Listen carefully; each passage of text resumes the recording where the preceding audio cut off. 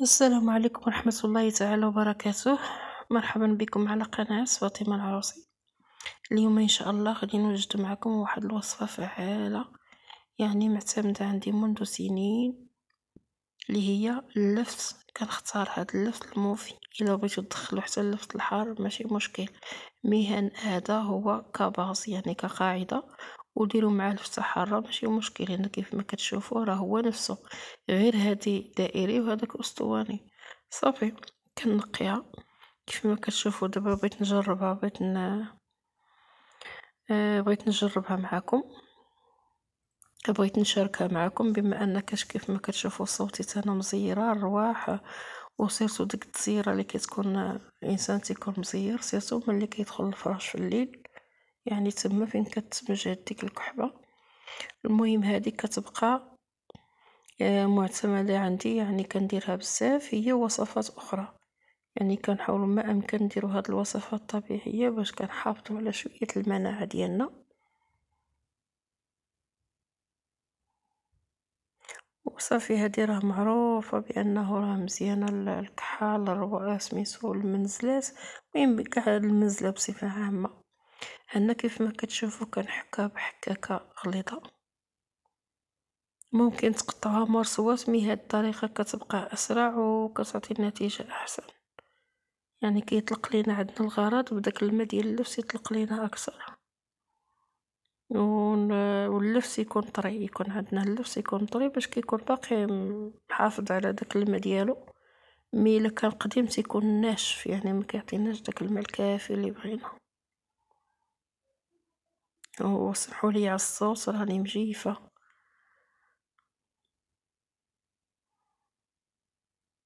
مع البنات واخا ما فيا ما نصور، قلت غادي نشاركها معكم ضروري.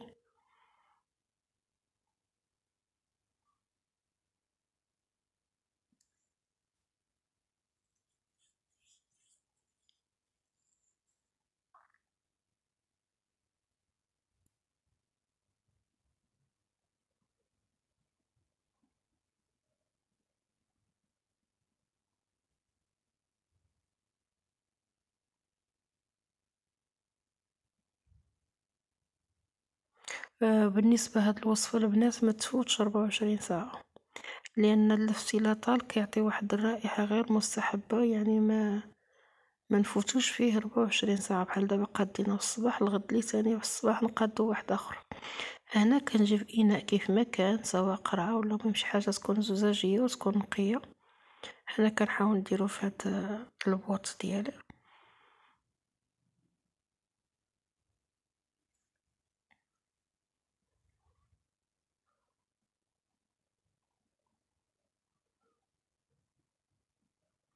وهنا كندير واحد شويه المعلقه ديال عسيله حره.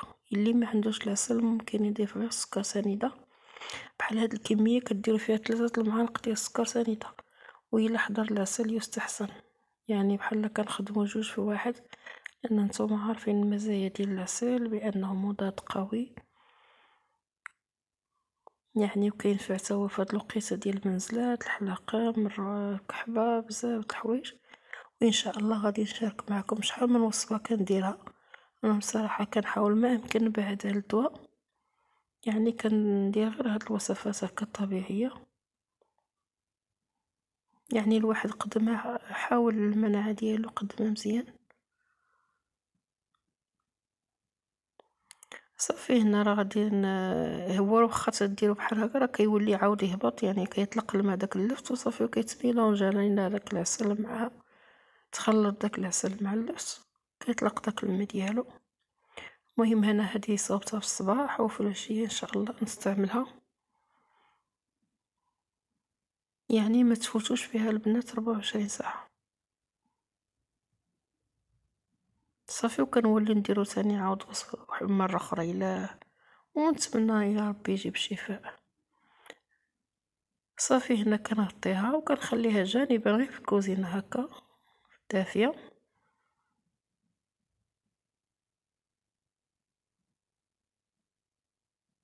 كنخليوها ديك 6 سوايع 7 سوايع.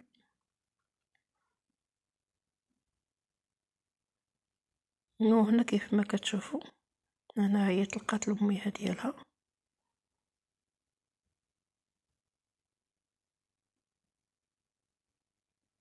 كيفما كتشوفوا العسل راه صافي داب مع داك الماء ديال اللبس، صافي وما بقى لي الا نصفيه.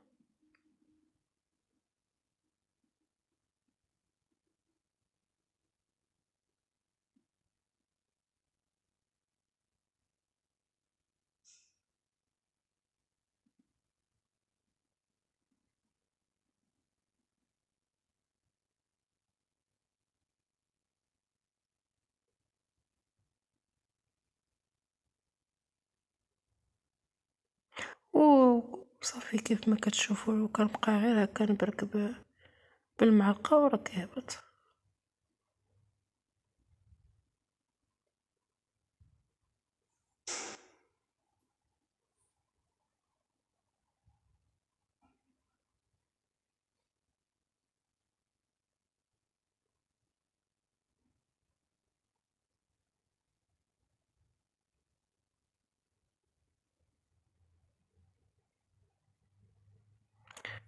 جربوها البنات وان شاء الله تصبح مسامتة عندكم.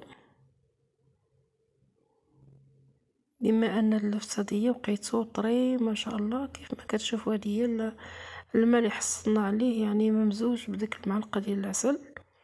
وصافي كناخدو هكا في الليل والغد ليه في الصباح وصافي واخا تشات لينا ندفقوها ونديرو وصفه اخرى، لان اللفت كيما قلت لكم البنات الا طال كيعطي واحد الريحه غير مستحبه.